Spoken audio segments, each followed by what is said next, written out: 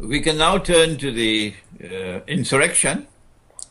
One does not need a PhD to recognize that these so-called warriors, Dajjal's warriors, who are flocking to Syria and to Turkey and to Iraq to join ISIS, they don't ask the question, none of them. They don't ask where the weapons are coming from, state-of-the-art weapons. Where is it coming from? No, these fools never ask that question. They have eyes and they cannot see. They have ears and they cannot hear. And I say to them that your jihad is bogus because it is financed, it is armed, it is trained by the enemies of Islam. But you can't see that. If you go there to fight and you are killed, I will not pray over your body. No. And I will never stand at your grave. Not at all. Because you are going there to kill my people unjustly. The so-called Arab Spring was meant to be a cover for taking over Libya. And they succeeded in Libya because Russia failed in the Security Council. We still do not have a credible response from Russia as to why Russia acted the way that it did and sacrificed Libya. We don't have an answer from them as yet. So now Libya is a NATO state. And that's Egypt's goose is cooked now. Because when they're ready to attack Egypt, they'll attack from both east and west. And that's the end of Egypt. Because NATO is now in Libya. The Arab Spring was meant to act as a cover so that they could then also have the chance to topple the Syrian regime. And that's what they're doing now, attempting to overthrow the Syrian regime the way they did the Libyan regime. They've not succeeded as yet. No.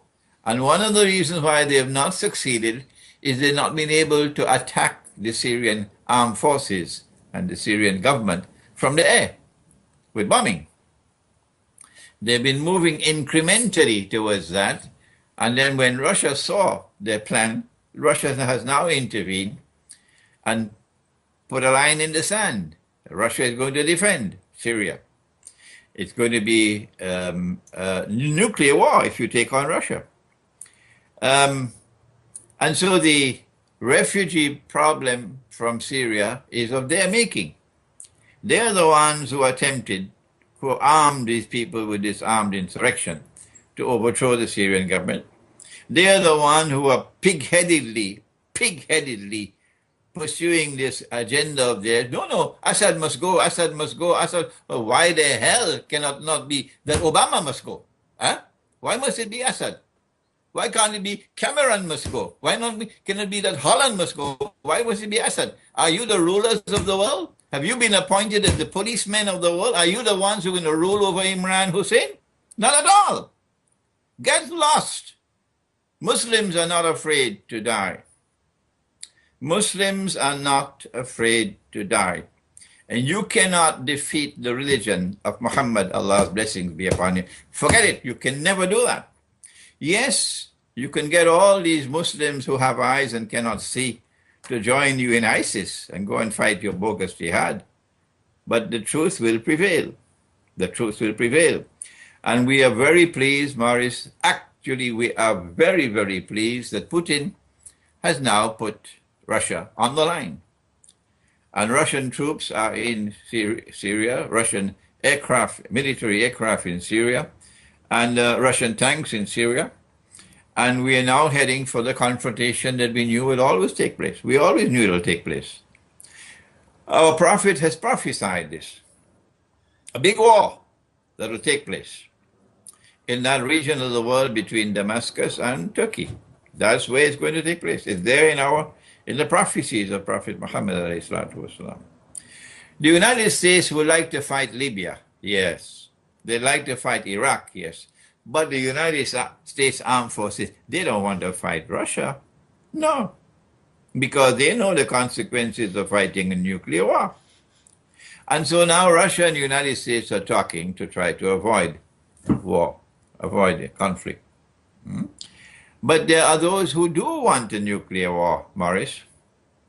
In the same way that Pax Americana replaced Pax Britannica, our eschatology says that the master plan is for a Pax Judaica to replace Pax Americana, and for Israel to emerge as the ruling state in the world. And then when Israel emerges as the ruling state in the world, our eschatology tells us at that time that a man will emerge in Israel, in Jerusalem, and declare, I am the Messiah. That's the explanation of what's happening. But he would not be the Messiah. The Messiah is the son of Mary, the Virgin Mary. He would be the false Messiah, or Dajjal. But Pax Judaica cannot emerge so long as the world is as big as it is. And so long as you have these two major power blocks, the NATO power block and the Russian-Chinese power block. And so there are those who do want a nuclear war. And you can close your eyes, Morris, you can close your eyes and you can anticipate that there's going to be the mother of all false flag attacks. The mother of all false flags attacks is going to take place. And then this side will be able to blame that side, or that side will blame this side. And then the cry will come out for war, war. And they're going to get what they want. They want nuclear war. And that nuclear war must devastate the world to such an extent that what is left of the world after nuclear war will be easy for Israel to control. And that's why they want nuclear war. And the stage is now set, the pieces are being put in place, and the Russians are not going to be able to back out of Syria now. They have to come in, and more and more and more and more Russian troops. And maybe China will also intervene in Syria. And so the stage is being set now for the mother of all wars, which is about to take place. We're just seeing the Israeli Prime Minister in Moscow at this time talking to Putin. Although the headlines say he's trying to avoid any confrontation between Israeli forces and Russian forces, I don't know if we should accept those as face value or if it's all just secrecy. Would you speculate on what the concerns are? Both sides are shadowboxing. Both sides are shadowboxing. Israel will never tell Russia what are Israel's plans. And neither will Russia reveal to Israel what are Russia's long-term plans. So it's shadowboxing going on out there in Moscow. And we are very pleased. I am very pleased, and I'm sure many in the world of Islam are very pleased that finally Russia has a ruler, a leader, who says, we're not afraid of you. We are not afraid of you. We're not afraid of war. If you want war, you'll get war. That's what he said. Putin said, don't mess with nuclear Russia. Those were his words. And he's standing firm by his words. Well, in this 11th hour, I want to thank you for what you've been telling me. I cannot think where to take you for more questions. I think you've rounded up our current scenario. What should we do as individuals?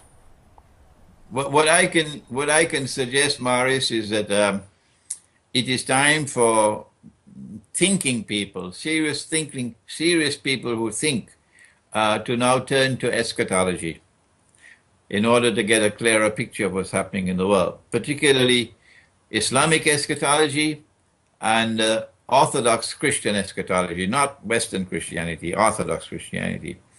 I hope to travel to Belgrade soon, and I will be giving a lecture at the University of Belgrade on an introduction to Islamic eschatology.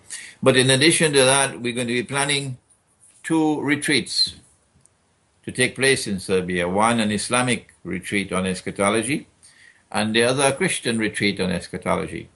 So when you attend both, you'll get a picture. A big picture will emerge, and I hope, Maurice, that you will find the time to come and join us there. It should be sometime in the summer of next year.